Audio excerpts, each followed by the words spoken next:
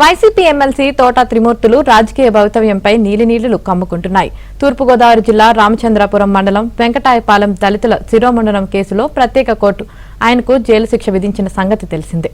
ఈ నేపథ్యంలో ఆయన ఎన్నికల్లో పోటీ చేయడానికి అనర్హుడని న్యాయ నిపుణులు అభిప్రాయపడుతున్నారు.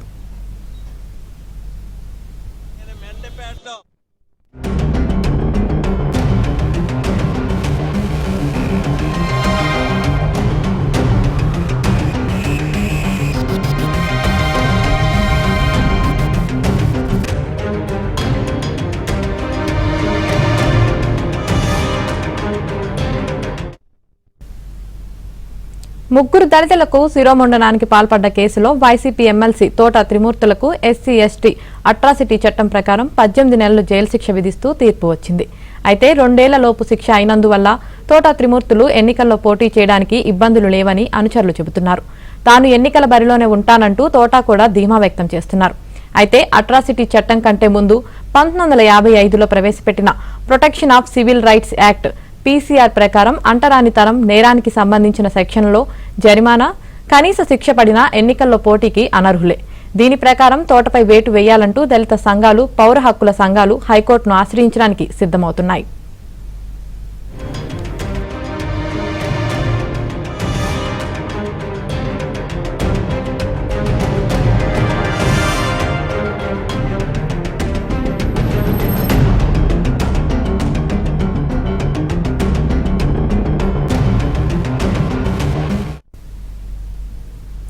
అట్రాసిటీ చట్టం కంటే ముందు దేశంలో 1955లో ప్రవేశపెట్టిన ప్రొటెక్షన్ ఆఫ్ సివిల్ రైట్ చట్టం ఉండేది.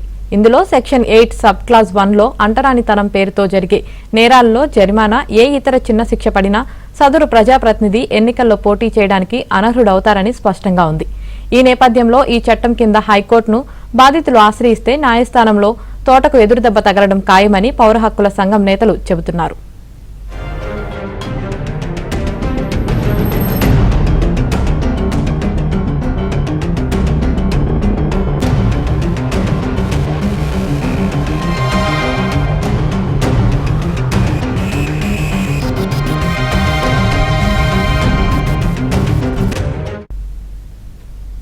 అట్రాసిటీ చట్టం అమల్లోకి వచ్చిన తర్వాత పోలీసులు ఈ చట్టం కిందే కేసులు నమోదు చేస్తున్నారు. అంతకు ముందున్న పీసీఆర్ చట్టం కింద కేసులు నమోదు చేయడం లేదు.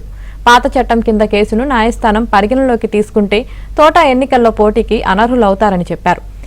పీసీఆర్ చట్టానికి మరింత కొరలు తొడిగి అట్రాసిటీ చట్టం తెచ్చిన నేపథ్యంలో న్యాయస్థానం పాత చట్టం కింద కేసును విచారణకు స్వీకరిస్తుందా లేదా అనేది ఆసక్తికరంగా మారింది.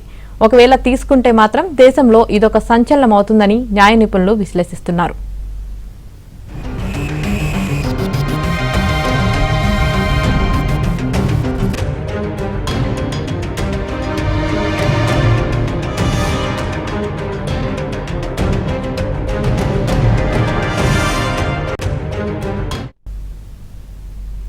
శిరోమండనం కేసులో 18 నెలలు జైలు శిక్ష పడిన తోట త్రిమూర్తులు నైతిక బాధ్యత వహిస్తూ తన పదవికి రాజీనామా చేయాలనే డిమాండ్లు వినిపిస్తున్నాయి. అటు వైసీపీ అధిష్టానం సైతం తోటకు మండపేట టికెట్ రద్దు చేయాలంటూ దళిత సంఘాలు పట్టుబడుతున్నాయి.